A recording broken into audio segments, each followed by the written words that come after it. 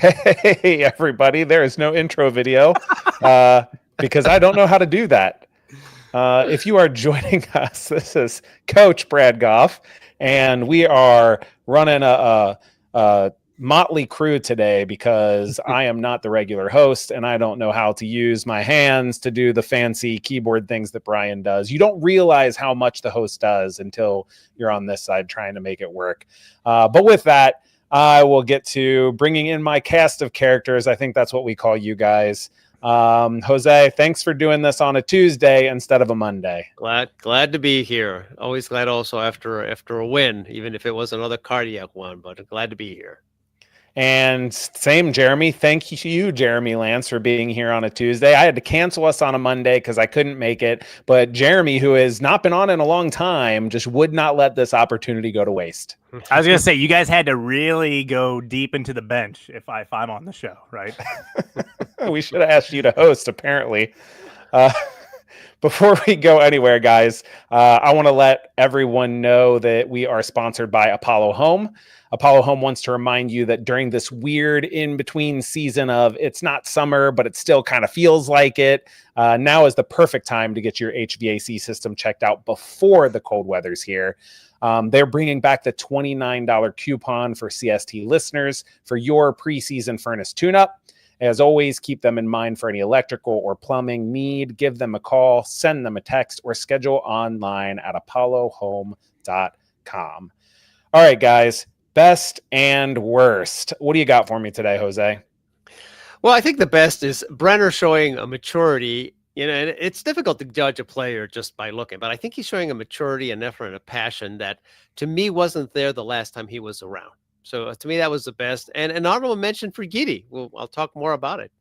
And the worst, we've talked about this before too. Orellano is still a weak link in the back. We can talk about that more in the show. And an honorable mention to our man Evander for trying to do hero ball too many times. Yeah, I hear that for sure. We'll talk about both of those things, actually. I respect to Jose, always going above and beyond with the best and worst, always with the honorable mentions. He gets the extra points for extra work there. Lance, what about you? Best and worst? Yeah, so my best is the Brazilian connection. We're getting – there's a lot of things that need to improve. There's a lot of gelling that needs to happen. There's a lot of hero ball that needs to not take place. But seeing that link up with Evander and Brenner, I think it's what you hoped for when he was coming in. That like, okay, maybe now he's coming back. He's got one of his fellow countrymen with him. So at worst comes to worst, he at least has an actual translator there now. Can that work out with the two of them? Can they kind of gel real easily? And so far, it seems like these guys, you would think that they grew up playing together. Like they're finding each other really well. And that's creating a Brenner who's scoring goals at a pretty great clip so far. My worst, it's got to be the Miazga injury situation. I was kind of looking. I don't think we've heard much exactly as far as the timetable, how long he's out, what kind of injury we're even dealing with. So I just kind of wonder how much longer we'll have to deal with a bit of a patchwork lineup in the back. Yeah, amen to that. And we will talk about that patchwork lineup. Word from Laurel Failer is that Matt was out on the field, but working off to the side individually. So that bodes well in terms of being back before the season is over, but not necessarily for this weekend. We will have to see. I forgot to tell the audience to put their best and worst, but Eric Schmidt picked me up anyway. Eric's best was how dangerous FCC looked with Denke, Brenner, Evander, Orellano, Echenique moving forward. And worse, how terrible we looked trying to hold on to that lead. Yes, Eric, I agree with you there. My best and worst. My best, I went deep cut because a couple other people already talked Brenner, who could have been my best. And I'm going to go with Buka's maybe new role. I don't know if it's exactly new, but he was pushed way farther forward with Guidi on the field. A second on the team in total touches. but he led the team with 10 shot creating actions, and he was tied for the lead with 5 key passes and tied for second with 6 progressive passes. So he was doing a little bit of everything, and I honestly thought that he was awesome. And for my worst, I'm going to go with the substitutes. First of all, Pat Noonan took too long to make them. The guys looked gas, and the only guy came on was Alvis Powell for Nick Hagland, who had just been torched by Paintsel a couple times. That was good. But then Pat waited until the 72nd minute when he really could have gone after it with that red card. And then you think, fine, though, the energy will go up now that the subs are on. And it just didn't. In fact, if you look at the goal that LA Galaxy scored, all of the 3 subs that came on in the 72nd minute were partially at fault. So in the play leading up to the goal, when FCC had the ball, Jabari quit on a play. The ball, if you remember, was chipped over Buka's head, and he was running, and Jabari just quit. Buka saves it from going out of bounds and cuts it back right in front of the net where Jabari would have been for a tap-in. But instead, LA Galaxy pick it up and go down the other end. When they start going down the other end, watch Mark Zook. He does not work hard to pressure the ball. And then once it goes around him, he turns and jogs back. It's like, oh, we're up a man, guys. None of us have to work hard. And then if you look at Kubo, this is probably the funniest one because I love Kubo and he works his tail off. And clearly he was really rusty. But rust does not excuse effort. And when you see Peck and Paintsel exchanging the ball at the top of the box there before the goal happens, Kubo's standing there watching while Brenner is back in the box running around trying to defend. So again, more kudos to Brenner for that work rate. Sean Pace also clicked in with a worse. The fact that FCC can't win by more than 1. And then Brian Biedenbach clearly is not too busy to be hosting the show. So you all can send your hate mail for having to deal with me. Best, getting a night off thanks to Coach. Worst, not being on the show with Jeremy Lance. There you go. How sweet is that, guys? Let's get into this game a little bit. But before we do, we had CST, boots on the ground. We had someone in Los Angeles taking the game, Rupesh. Rupesh, how was your experience out in LA? Oh, it was a great experience. The soccer, not so much. Everything around the soccer was great. It was hard being at the game. And I think anybody who's watched FCC with me knows that I'm a nervous wreck at the best of times. And being out there, it was really tough in the stadium. And their stadium was half full. Their fans aren't happy this season, so it was not not the greatest environment. Why? There. Yeah, no, I get it, but it was not the greatest environment. But it was a fun time for sure. So yeah. So watching from home, Rupesh, you mentioned you're nervous. It was very nervy at times for me, and I imagine probably for my co-hosts here too, because FC Cincinnati, when they were up by 1 goal at various times in the match, it seemed like LA was generating a lot of chances. Even if they weren't great chances, I kept telling my wife who was watching with me, man, if they just catch one of these shots sweet, it's a tie game. Yeah.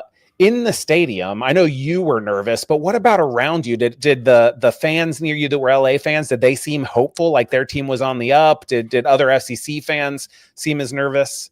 I was not with any. There was no FCC fans in my immediate vicinity, and honestly, it was me, my fiance, and my nephew in a row that was like I think 12 seats long, and our row and the next section over, we're the only 3 people in the whole row. Just to tell you how empty it was. Wow.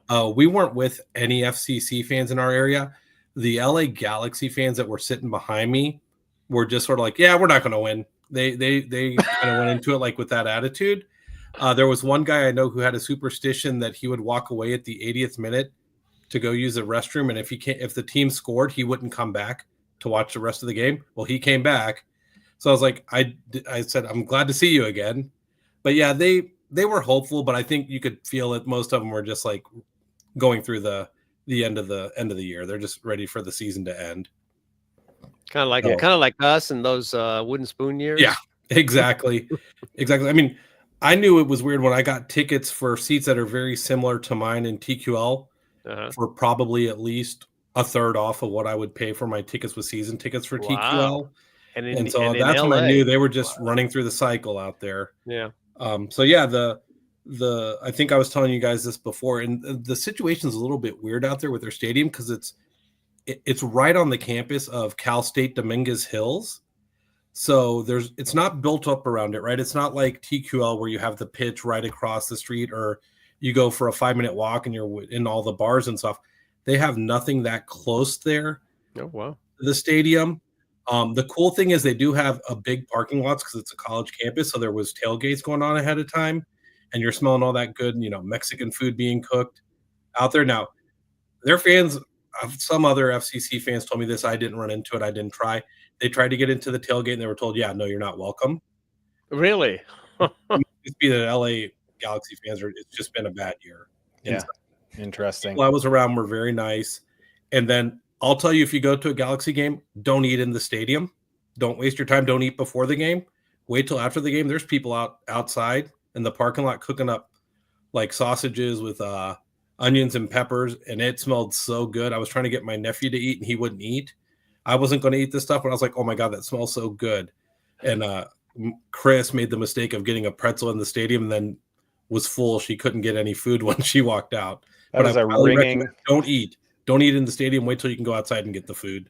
That is a ringing endorsement. It smelled really good. I wasn't going to eat the stuff, but it smelled good. Being a Hindu, I couldn't eat this stuff, man. It was Fair the enough. Hindu reason, not because anything was wrong with it. It's just a religious thing. And you had the people, like if any of you guys came to the Guatemala game when they played here in Cincinnati, where people were selling jerseys on the streets and stuff. Yep. The whole parking lot's full of people. Like there's people selling jerseys right there, right in front of the stadium after the game. It was definitely interesting for sure.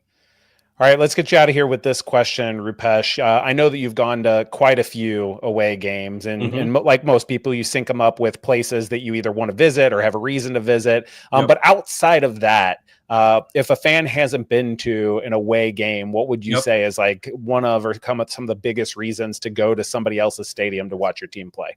I think for me, I'm more going to see what that stadium in that city has, and just to see compare it to ours, right?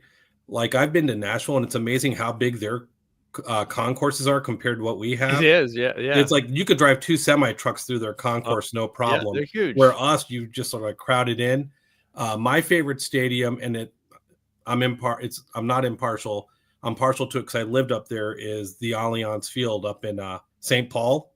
Amazing stadium. They got the bar that has 96 beers on tap, and it's just a fun atmosphere. They don't even have parking really around the stadium because you can take light rail right to the stadium, and they encourage people to use mass transit to get there.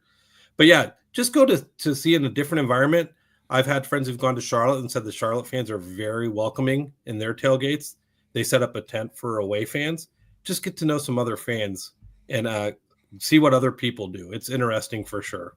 Which venue that you've been to had the worst vibes? The worst vibes? Well, I went to the old historic Crew Stadium. That wasn't great. Okay. And I'm not going to blame, and I will say I'm not going to blame Crew fans for that. And this was in 19. So this was in the worst of the wooden spoon days. Oh, so we were bringing the bad vibes. We were bringing the bad vibes. Got it. Yeah, okay. The only one, I love Minneapolis. I love Nashville was great. DC, it's not bad vibes. It's just the location of the stadium. If you take the mass transit in, it's a 15-minute walk from the station to the stadium itself. And it's the same thing where there's really not much around the stadium, but it's fine. There's nothing wrong with the fans or anything. I've never had issues with the other team's fans at games. So I've never felt like it was a bad vibe. Yeah. As long, like when I was in Nashville, I think they were trying to start a fight, and they were like, "You guys have never beat us." And at that point, we hadn't. I'm like, "Yeah, that's a fact." And then some guys like, "We're gonna beat you guys." I'm like, "Well, I hope not, but if you do, okay." And they were just shocked that I was like, "Okay, whatever." So, but yeah, I've never had real problems with anybody else's fans. The people since you've been to several venues, Mitch, which ones are the most passionate fans? Now, I'll put FCC fans aside, but other than that. Of the ones you've been to, where do you think the most passionate fans of the ones you've visited? I can't. I would say I would have assumed it would have been LA, but like I said, they're running through the string right now. Well, yeah, it wasn't fair. The one thing that was cool about LA is they have a grass embankment over the North Goal that they had people with their dogs sitting there. Like you can bring your dogs to the game, so that was cool. Minnesota was great when I was up there. I really like their vibe up there. Nashville was really good. DC they're just running they've just had bad seasons, so it wasn't very much Poor passion guys. there. So yeah, I really like Minnesota and Nashville the best out of the stadiums I've been to. All right, sounds awesome, Rupesh. Thanks for your on the ground reporting. Thank you. Where are you so off much. to next that you're going to report in on? I don't know. Next year I'm not sure if I'm going to be able to get to an away game. Big plans coming next summer, so Chris may have to let me know where I can go. But yeah, it just depends. I have to look at the schedule and see. I really had wanted to go to a game in Los Angeles, and it came on the schedule, and having family there, so I didn't have to get a hotel, made it affordable. Sure. So, so yeah, no question. But I'll look at the schedule and let you guys know. Thanks again, Rupesh. Okay, thank you, Rupesh. Right. Thanks, guys. Good. Awesome. Thank you again to Rupesh for boots on the ground reporting. Guys, let's get into this game a little bit. Let's start with the starting lineup. So there's some back line rotation. And I think if you're like me, you're a little bit maybe eyebrow raised that not necessarily to see Nick Haglund starting, even though he started over Flores, over Teenage. Flores wasn't even on the bench, but Nick Haglund started centrally. When you saw that lineup, Jose, how much did you start to have heartburn worried about Nick in the center? Major league heartburn. Because, I mean, we know Nick's got great positioning, as you said, but he's slow. And a skillful, fast player will beat him more often than not. So I was a little worried about having him there. Now, my worry went down a little bit, thinking, okay, if Miles can just kind of hang around there and not let too much play through and the midfield holds up, we should be okay. But I was having serious concerns. And then when I didn't see either Hadebe or Flores, and I saw Engels, which we know has been inconsistent, thinking, oh, man, this is... But at the same time, I thought, okay, but if our front line and our midfield can just keep those guys busy, we may just escape out of this. I didn't expect 3 goals, by the way, but that was my thinking. Well, interestingly, part of those 3 goals arose because of such an aggressive lineup out on the field. Another change that we saw along the back line, Lance, was Ender Echenike come in for Mark Zook, who had started both games since he came onto the team. Mm-hmm.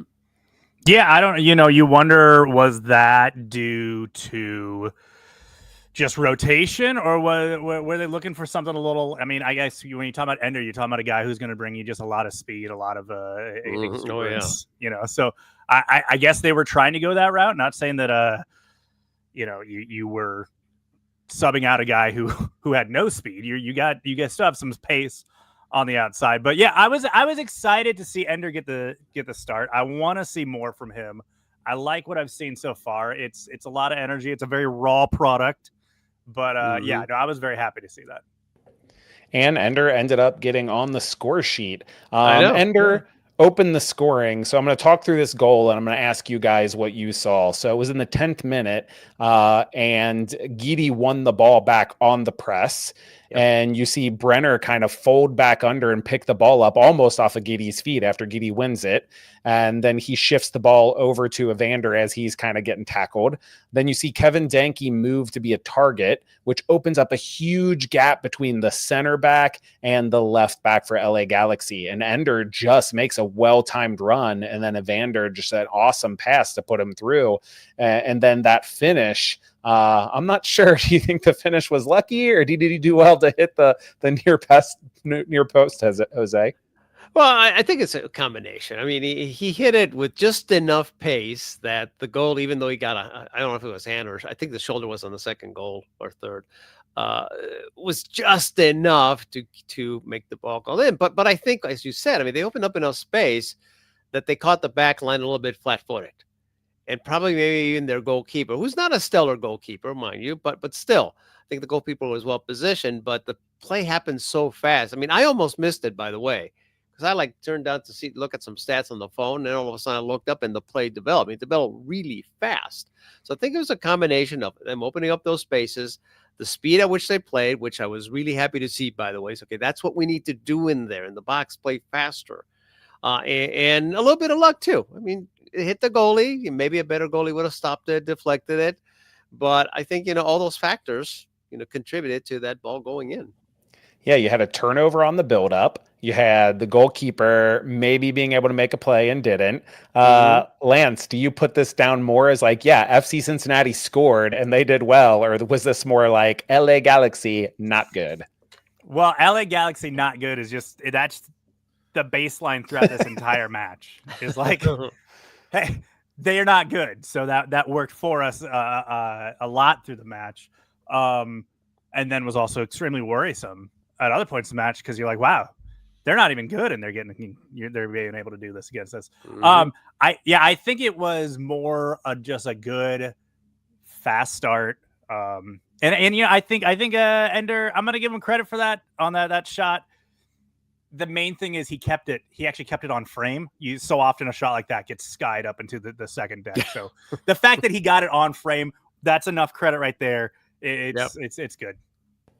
Yeah, and I think you can kind of say that about all three of FC Cincinnati's goals. They were all hit well enough. And when you're that close to the goalkeeper, if you keep it on frame and miss the goalkeeper's body, like from there, the goalkeeper's hoping to just flail a random arm or foot and get it. Right. So those are really the two things you can do as an attacker.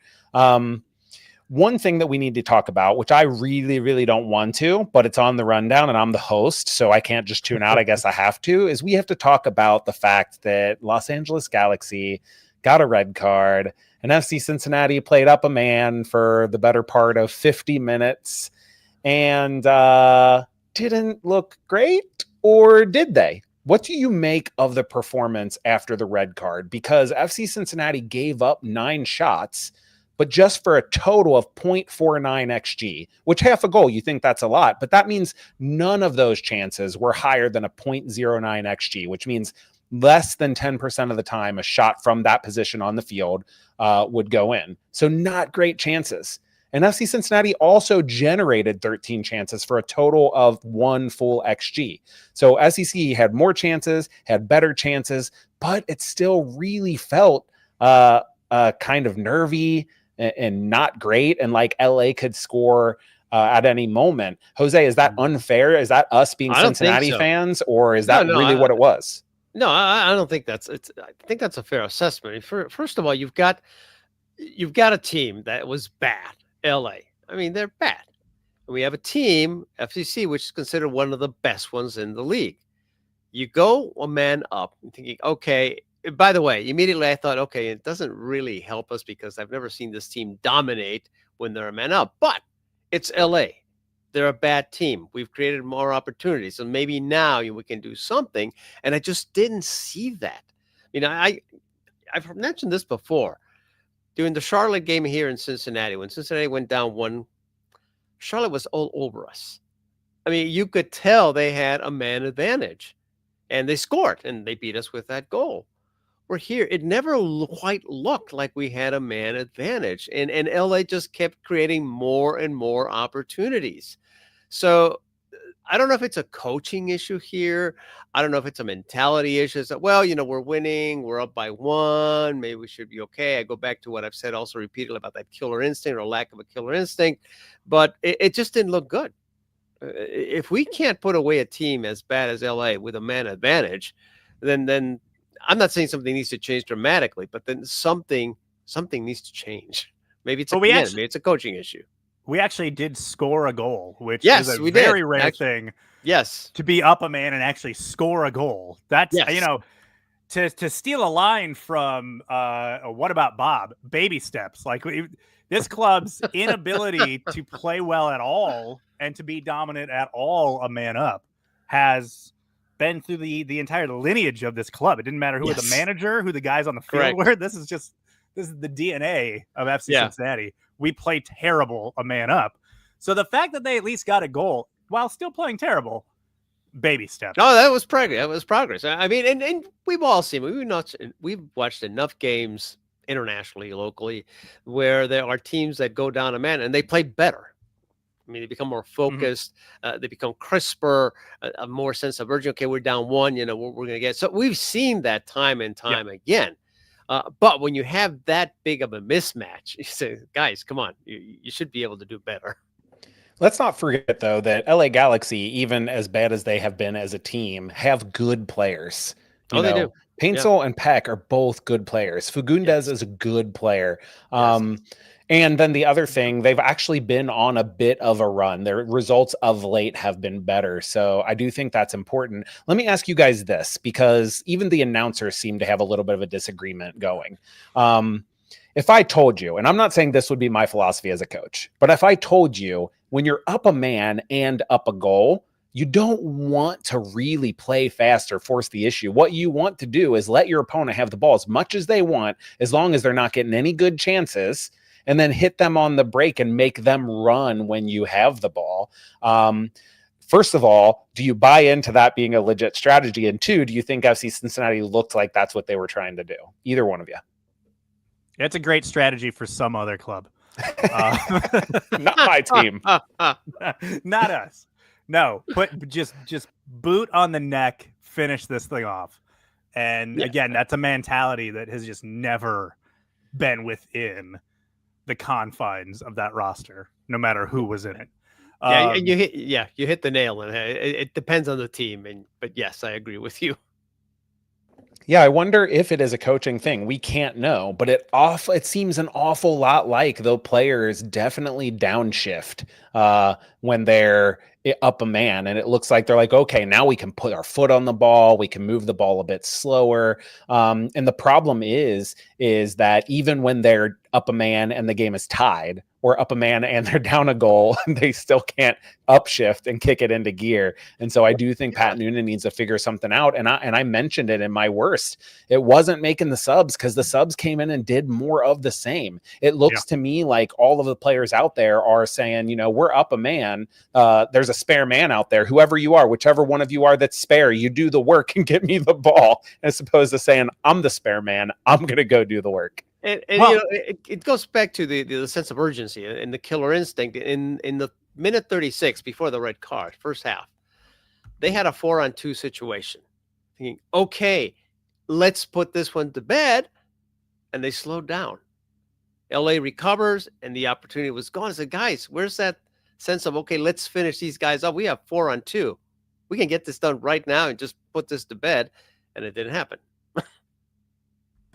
But this is that same mentality that this club has, in that when they're up 2 goals, which they also, so they were both in this match. They were both up a man and up 2 goals and still showed that lack of intensity. So we've seen this time and time again in other matches where it's still, 11v11.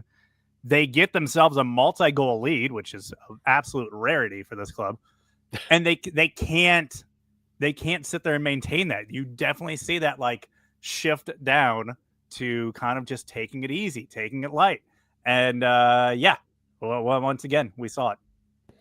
I will say, while I agree with what you're saying, just to push a little bit on devil's advocate, I talked about generating all those shots and generating a full XG. And I will say, Evander really should have scored in the 56th minute. He had a shot from 7 yards out, and outside of the first 2 goals, it was the best, highest XG chance that FC Cincinnati had, and you expect Evander to make that.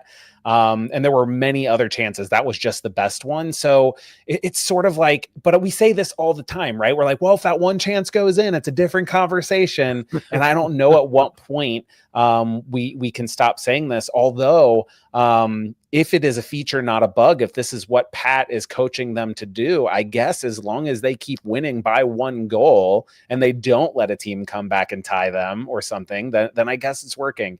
I'm not saying, again, I am very much a boot on the neck coach. I was always fond of telling my teams I would way rather win 4-3 because we are just going after every second of it than 1-0. So I really pushed my teams forward. But Pat Noonan is not me. Another player that we have to talk about is Evander. I mentioned that chance that he missed. He also blew a chance in the 55th minute where it was 3v2. Again, we're talking about numbers up situations. You're up a man where he just made just a terrible pass, just right to the other team. And then there were several times, the 31st minute, the 37th minute, the 81st minute, the 83rd minute, that he seemed to ignore a pretty simple pass to dribble right into a group of defenders and then try to make the last second pass that he hadn't decided yet by the time he got there. And it brought back shades of some player I'm trying to think of who used to play for FC Cincinnati. An Argentinian. Maybe an Argentinian. Jose, what did you make of Evander's performance? Because he had 3 assists, but he had these moments that made me want to break my television. I just, he's had some games like that. I mean, it's not the first time I've seen him try to do this, but when you are clearly dominating your rival, and you've already, I mean, you can do great passes. He did it. He had already done it. I just don't know if it was just that he lost track of what the heck was going on. He got a little greedy, maybe. Oh yeah, I can get to these guys. I can see the opening here, and then oh no, I don't have an opening. Let me see what I can do. Oh, whoops, a lost opportunity. I don't know. I again, maybe it was just a lack of focus in that moment or those moments. Maybe he just got greedy. Maybe, I don't know. The whole golden boot is in the back of his mind. I hope not, because I mean, we can talk more about that later. So it was frustrating. It's like you had opportunities there. You had open players. You had numbers. I mean, just please don't become the Argentinian guy. So I guess my question is it a chicken or the egg thing? Is he doing hero ball because he feels that he's trying to just kind of make things happen because the team has not been firing on all cylinders? Or is the team not firing on all cylinders because he's playing hero ball? Like which came first? Is it him trying to compensate, or has he always just kind of been shifting into this and now it's just more noticeable and more problematic? It could be a little bit of that too. I mean, that he's seeing that, because we've seen this team also miss opportunities. Mm-hmm. And maybe it could be part of that too. It says, well, yeah, I can pass it, but I mean, our track record is not that good, even though in that game it was good. So it could be that too. It could be that there's other than all the reasons I mentioned, is that I don't quite trust these guys are going to actually put the ball in or pass it to somebody else that's open. So I'm going to try to do it on my own. But again, there could be so many other things. Coach, right. What do you think? Yeah, I mean, I don't know, but I will say with Evander, he is constantly one of those players that I think, didn't have a great match. And then I'll go back and look at the stats and I'll find out that he only had a 19% possession loss ratio, which is fantastic for an attacking mid, especially one with 9 shot creating actions and 5 key passes. Mm-hmm. He's not just passing sideways, but yet he's not turning the ball over. And he also had decent defensive stats. I think he led the team in ball recoveries. So he's out there working. So I think it's these enigmatic players, similar to how Lucho, I think, like, you just take the bad with the good and you take all of those 4 or 5 turnovers that I mentioned if he also has 2 of the best passes in the entire match that lead to goals. Although I would love it if, like Soccer Wise did a segment where they talked about the best duos in MLS, and they said Evander Denke, you can't really count them as a duo because they both do great stuff, but they don't really do it together.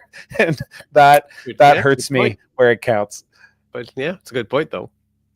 Before we wrap this game up, I want to give you all a chance to pick a player that maybe we haven't talked about. I know we didn't talk about Brenner and he had a brace. We didn't talk about Guidi and he had a pretty fantastic game. Or is there someone else, something that you want to call out and talk about their performance? And we'll start with you, Jeremy.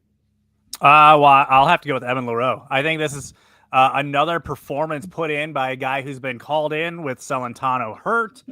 And he's answered the call pretty much every time. I mean, this is a guy that was technically originally going to be the third man in the depth chart at keeper, and he has taken over that backup mantle, and he has come in and played very well and made some really good saves and had some great performances. The week before, probably a little bit better than this one, but still, like he has just gone out and had stepped up when his number was called, which is who knows how much longer that's going to be. Yeah, excellent. I agree completely. Again, reports were that Roman was back training with the goalkeepers, so that might be it for Leroux. But he has been good, and I love his communication back there. So it's a great shout out, Jeremy. Jose? Well, my vote in this one goes to Giri. I mean, first of all, we already talked about it. He did that press that created the opportunity for the first goal. But he played in the first and middle third, according to the heat map I saw, with very strong accurate, 96% accurate, 53 out of 55. It's a pretty strong performance. He did that key press. I mean, he was very active. He's physical, which we need some physicality. And we didn't see a lot of that. Let me get the ball, Anunga style, and then push it back. It was more progressive. I would have liked to have seen more.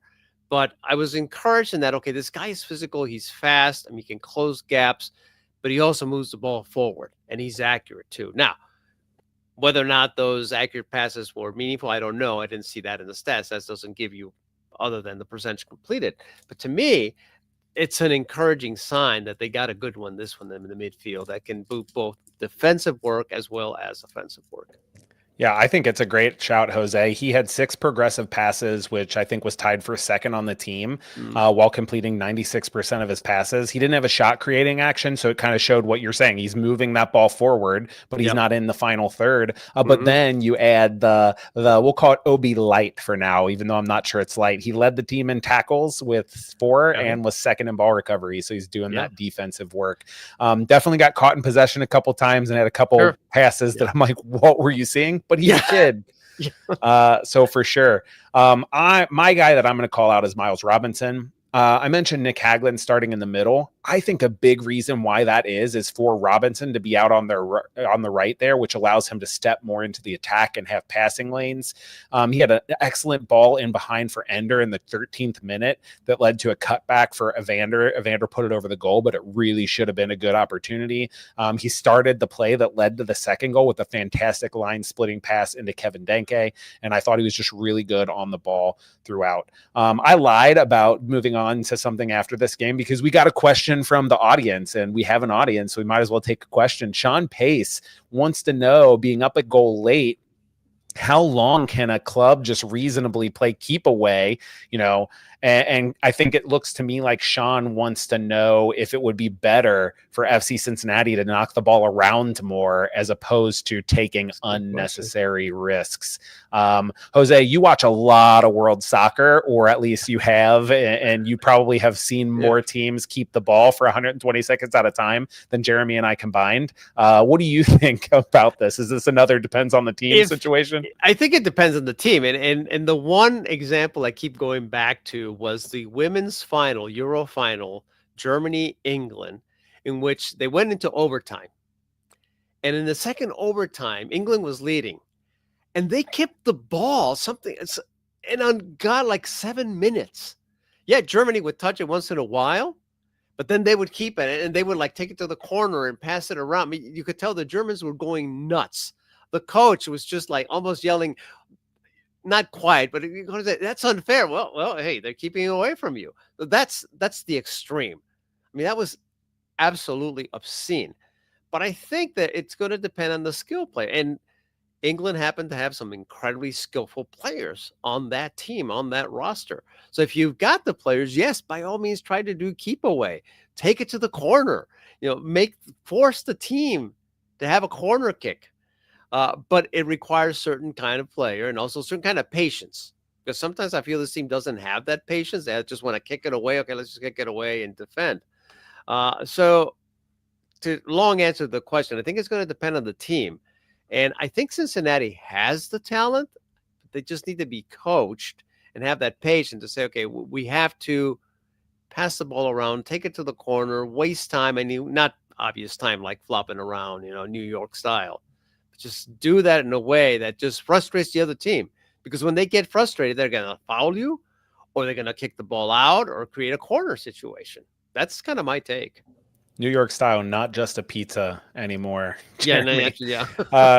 Well, but we also talked about this idea of putting the boot on the neck and scoring another goal, Jeremy. At what point in the game do you shift from going after it to say, like, okay, now's the time to try to pull in England and just like knock the ball around and eat it in the corner? Yeah, so I think in this case, you take a 2-1 lead into the second half. I think you're kind of looking to push for that third goal early on, get that third goal, and then you start to kind of push it back and hold on. And I guess they kind of did that a little bit. I don't know. I think that's always a weird, delicate balance, and there has been some quite famous matches in this club's history where maybe they did not strike the right balance of that. I can think of I don't know, maybe an Eastern Conference final where maybe we should have started taking it to the corner a little earlier, or a Open Cup semifinal where we definitely were. I'm pretty sure Pat was screaming it. I could hear him from my seats, and it didn't happen. So yeah, I think there is a delicate balance there, and I think we've got it wrong. Some famously bad times. Yeah, I will say the one that made me literally stand up and scream was after LA had scored their second goal. So it was 3-2, and there was basically no time left. Dom Markzuk, I think, tried to chip Yuya Kubo in to the box from deep, and the goalkeeper just like walked out, caught it, and then launched a counterattack. And then like LA had the last possession of the game because of that. And I'm like, Dom, you had nobody near you, man. You could have literally sat on the literally just sit down on the ball and make them come and kick it out from under you. But man, sometimes this team, I do not get it. We need more Alvis Powell. That guy is a veteran who can waste some time. Yeah, yes, he can. Yes. So before we roll into talking tactics, I want to let everybody know that our second half show sponsor is Beyond Exercise. Beyond Exercise is a local physical therapy and fitness business that helps people stay active and injury-free. They have helped some of our local MLS Next Pro, and FCC Academy players with their health and performance needs. Make sure you check out their suite of services at gobeyondexercise.com. All right, guys. So for talking tactics, what I wanted to do is talk about the way I thought it looked like FCC was trying to find space for Evander. I talked about Buka pushing way forward more in this game. We had Brenner dropping back in between the lines a lot. And in doing those things, what that allowed FC Cincinnati to do is to get Evander matched up on an LA Galaxy center back. And then that was the starting point, because from there, when he drifts into the midfield, the center back has to decide to follow him or try to pass him on. And it happened over and over. So if you go back and watch the run up to the first goal, and if you want to learn, I would love for you to actually go and watch this, because it's really fascinating. So as the ball is swung side to side, you see Evander does not have to go move side to side with the ball, because Brenner is doing some of that work to drop in and link up play. So he can wait and think a couple plays ahead and say, I'm going to be the second or the third pass in the sequence. So he goes and stands by the center back, Maya Yoshida, until the ball swings to Miles Robinson in space. Right then, he recognized there's going to be a moment to go forward. So he starts drifting off of him in between the lines. Yoshida passes him on to the midfielder and kind of gives the midfielder a shout. But at that same time, he is behind that defensive center midfielder. So Kevin Denke receives the ball and does a fantastic job of taking a touch. And then he can slide the ball past that defensive center midfielder, and Evander is in space because he's sitting behind them in acres of space, and he can just run at the defense from there. Now, this is made possible by a few things. I mentioned Brenner's versatility. He was dropping in like a number 10 so many times, and when he did that, it allowed Evander to go push up and get matched up on that center back. You also have Buka's engine, because not only was he doing the ball progression work, but he was getting forward. You saw him several times running past even like Kevin Denke when Denke was receiving the ball and being that option forward. What that means is the midfielders and defenders also have to account for him along with Evander and Brenner and Denke. And then I think all of this was kind of tied together and made possible by Sammy Guidi, whose ground covering was a major reason why Buka could be so aggressive, even in build when so often when Anunga is out there, Buka is having to drop back and get on the ball to help progress it. He was leaving Gidi on himself. It looked a lot for most of the game like Gidi was playing in a single pivot, and that really didn't change until late in the game when it looked like Buka was getting really gassed, and all of a sudden you see a notable shift where Gidi was pushed up forward ahead of Buka defensively and offensively. So the big question here is this aggressive game plan with Buka, with Evander, is that specific to LA Galaxy? Is it only going to work if Gidi is on the field, or if this is something that Pat is going to try to continue one way or the other?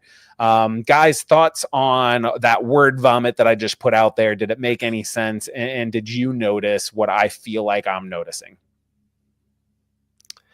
The short answer is I think this lineup, this roster would work for almost every team.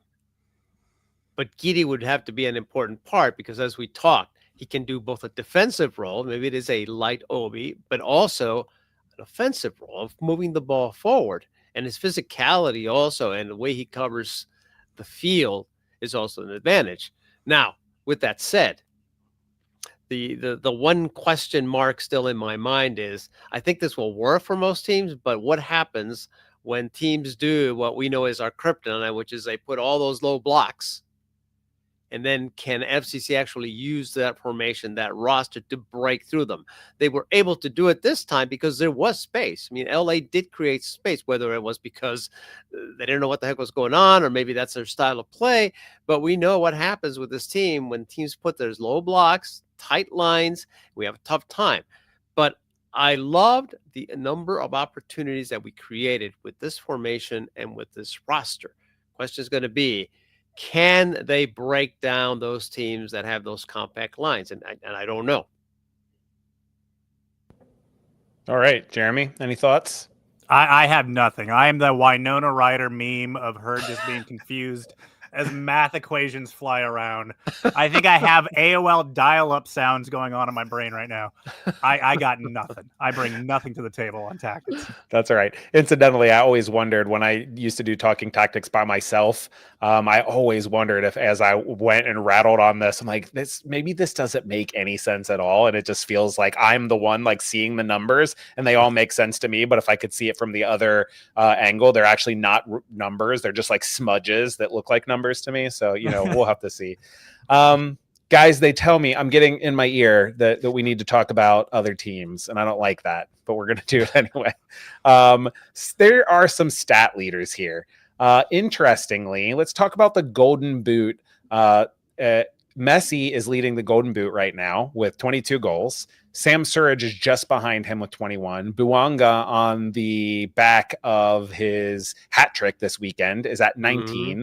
And then Evander, who was right up there for so much of the season, because now apparently he is playing terribly because he only had 3 assists, is only at 17 goals. So he is 5 back of Messi with 3 fewer games to play.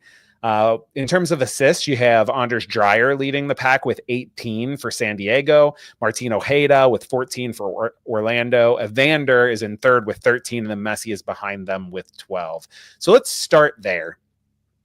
Is there time for Evander to catch Messi or Dreyer, or do you even care if Evander ends up leading one of those categories at the end, Jose?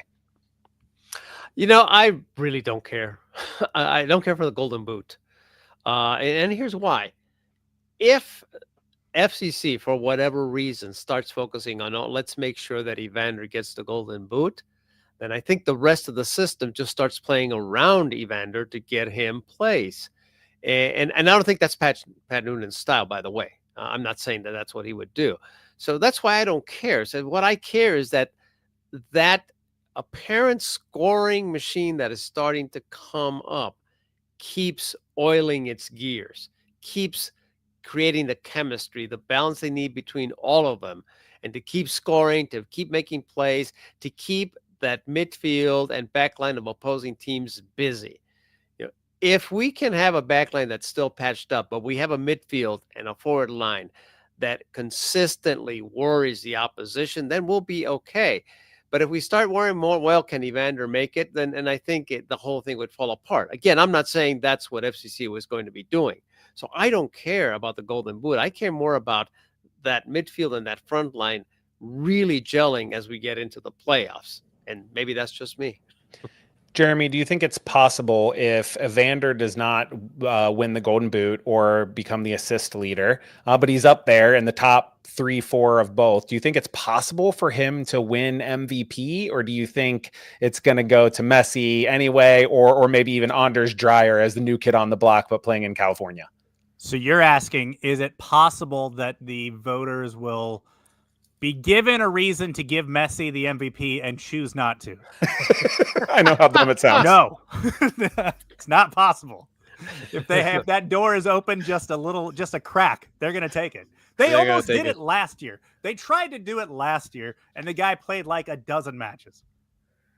Yeah, I thought they did do it last year. Did he not win MVP? I'm sorry, 2 years ago. Yeah. 2 years ago they tried to do it. I was going to say. When Lucho won it, there was actually like a whisper campaign about to try to get Messi to get it. People were legitimately asking, even though he had only played he showed up in July, if he should still get it. So yeah, they're just going to give it to him. I don't know why that's even up for debate, and which is why I don't care. Like Golden Boot, assist leader, great. Just win matches, go for silverware for the whole team. Mm-hmm. Yeah, I'm with you there. First of all, Messi is going to win MVP because he's Messi, but even the Golden Boot, Messi is already leading there. Miami has 6 games left, and those games include the powerhouses of Toronto and Chicago and New England and Atlanta. I think this is Messi's Golden Boot to lose. Even if he only plays 3 of those games, he should win this at a trot. But to what you guys are saying, I would like to see Evander close the gap on the assist leader, not because I care if he becomes the assist leader, but because that means that he is setting up Brenner and Denke and maybe some others instead of always looking for his own shot. And I think that is where this team is going to thrive. We've seen him just in these past 2 games just make some really good passes into Brenner, and Brenner is so good at making those darting runs in behind the back shoulder. If you watch Brenner's third goal, Brenner's second goal, FCC's third goal, Brenner just so casually lets Evander have the ball and then just drifts off the back shoulder of the defender, and the defender loses him, and he just kind of points hey, just put it in there. And then his elite acceleration does the rest. So I am hoping that Evander finishes at least second in the assists, but not because I care about the standings, but because I want to see this team winning. And I think that is the way to go. What about Supporters Shield? It seems to me like there are 5 teams in the race. You have Philadelphia, who's leading the pack. FCC is there, so we have to say they're in the race. San Diego, Vancouver, and then Miami, even though they're distant, but because they have so many games. Jeff Tebbets has a Twitter thread or an X thread or whatever. He is at Jeff Tebbets, and he talks about strength of schedule, maximum points possible. It's really interesting. If you like math and more numbers, check that out. So I'm out. Yeah, exactly. San Diego has the easiest schedule of that group, according to Jeff, and then Miami. And Philly has the hardest schedule of that group. But as I said, they are leading the pack. Guys, this could be an epic Supporters Shield race. Do you think it's coming down to decision day? I think so. Yeah. No, I think this will be one of the tighter races we'll have seen in a while. Do I want Cincinnati to win? Sure. Is it the end of the world if they don't know? We have bigger fish to fry, folks. We're here for MLS Cup. Yeah, I would agree with that completely. I would like to have the Shield, mainly because, it'd be nice to have another one and, have as many home field advantages as we can. But, we've known in this league, home field advantage in the playoffs hasn't meant much of anything for a while. So, and do we want home field advantage? Well, that's a good point. These are road warriors. They don't play good at home. Yeah. So to me, if they win it, fine. It would be like one of those nice to have. I'm more interested in the big prize, which is the MLS Cup. And I know there's some disagreement as to, well, which one's more valuable, but the perception in general in the league is that you're the MLS champion and, oh, yeah, you're the Supporter Shield. Yeah, okay, whatever. I think the Supporter Shield is a bigger prize because that means you showed consistency throughout the season. But, that's just me. Yeah, and there's a real argument to be made just from a probability standpoint when you look and you say no Supporters Shield winner has won MLS Cup in however long, maybe ever. I don't know. I should have looked this I think up. there has been, but it's been a long time. Last I checked. Yeah, so it's I think LA was, but outside of that, it's generally you don't. Or it's very rare. So maybe it's not never, but it's so rare. There's an argument to say, like, maybe you don't want to win the Shield, not because you don't want to win it, but because you don't want to push your players to what it takes to win. And honestly, with the depth that this team seemingly has now with guys like Ender and Guidi and stuff stepping up, FC Cincinnati might be able to do both if they can get a run. So you mean like you don't want your number 10 to run out of gas and literally die on the field in the 80th minute in the Eastern Conference Finals? You don't want that? And then do we want to avoid that? And then be limping in overtime. Is that what you're talking about? Yeah. 1 out of 10 would not recommend. 0.5 stars on the Google rating. Yeah, that is not good. But I think Pat's learned his lesson. I hope. Although Evander's playing a lot of minutes, so we'll have to see. Yeah. As to FC Cincinnati not playing well at home, I want to know, is that just a vibes feeling because we expect so much from them? Because when you look at the stats, when you look at in terms of like the chances they're generating, they actually generate more chances and give up fewer chances at home than they do on the road. Now, it seems like their record is worse. They win all these road games, and yet they've lost a bunch of home games more recently. But just in terms of like creating chances and things, the stats say differently. Is that real? Is FC Cincinnati better on the road? Do we want to try to tank and finish 5th so that we can get more away games? I'm not against it. I'm not against trying it. It's always good to try new things. Maybe that works. I'm not going to the game. Sure. Go ahead. I am one of those people that would be superstitious enough to say, hey, let's be road warriors. Let's not do it at home. No, not me. I mean, I don't want to tank it, but and I don't have the stats in front of me, and I haven't done the analysis. But at least the 3 games that they lost in a row at TQL 1-0, those goals were just lapses of concentration. It's like they just quit concentrating for a couple of minutes. And that goal came, and then they never recovered. So can they keep that intense focus for 90 minutes? I don't know. But to me, the playoffs are a different animal. I mean, there's an intensity level there that I have certain hopes that this team will get that focus once the playoffs comes. Okay, season's over, brand new thing. And it's not like last year where we had a patched up roster. There were emergency signings because the team was falling apart with injuries or the players that fell. This team feels different from that perspective. We have more depth. It's not exactly healthy in the back line, but it is healthier than it was last year. Well, you know me. I just think knocking on wood right now.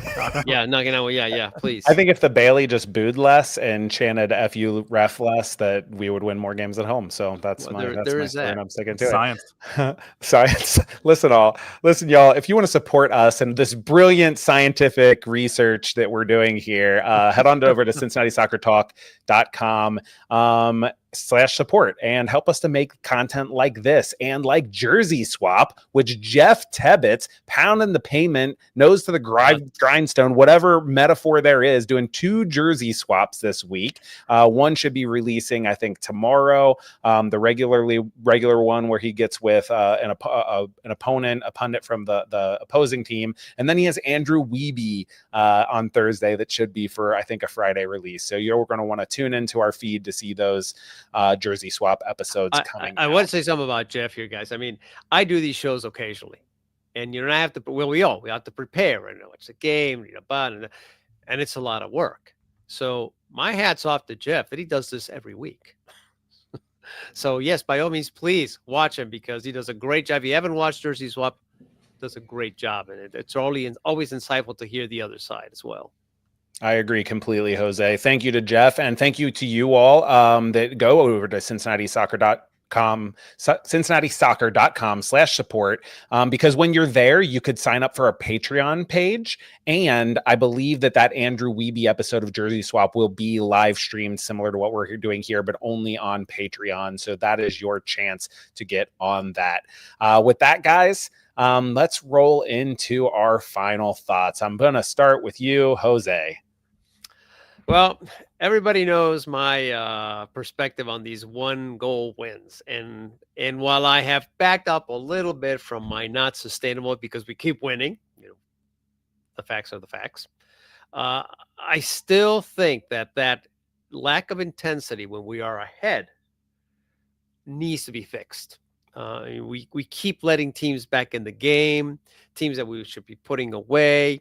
And hopefully then when playoff time comes, we put that aside, that we put the boot to the neck, that teams that we've been putting aside, we put aside, and not have to suffer for the last minute. Oh my God, are they going to score in the, whatever nth second there where the game is about to end?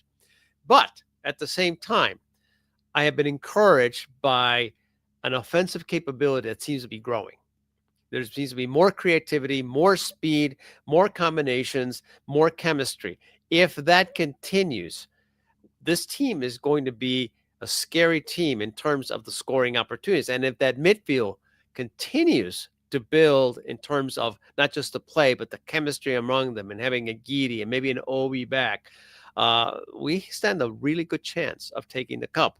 As long as that focus continues, and as long as, again, we don't let teams get back in. But I was very pleased with the wins recently, and let's hope that continues this week against Orlando. Let's hope. Thanks for being on tonight, Jose. Thank you.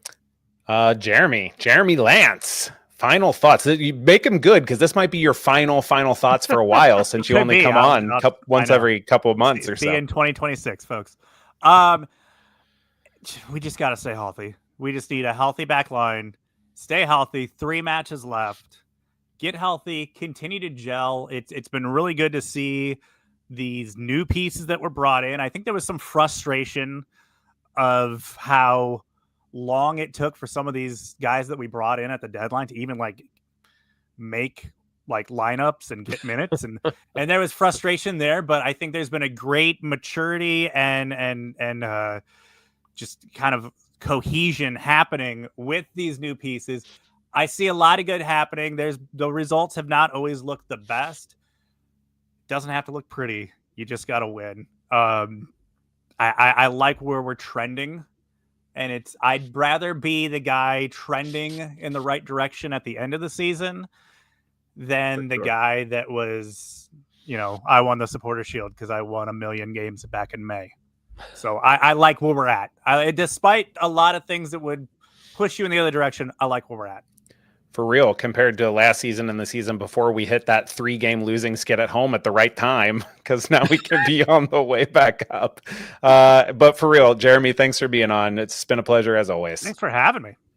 And my final thought, y'all, is going to be in a similar vein with staying healthy, with this depth. I want to tell Pat to start using these subs early and often. It's going to help you stay healthy. And now you've seen guys like Ender Echenike, you've seen Sammy Guidi, you've seen Jabari put in decent minutes. Right. You still have Kai Kamara, who didn't even sniff the field. You have Brian Anunga, who only came on really late, but he's put in really good minutes for this team. It seems like you're at least 3 deep at nearly every position, with the number 10 being the only big one there that you're not. I would love to see a guy like, Mark Zook start, and then Echenike to come in at halftime, or maybe in the 50 or 55th minute. Give these guys good run so that you have more contributors, you save more legs. Pat, you heard it from me. Make it happen.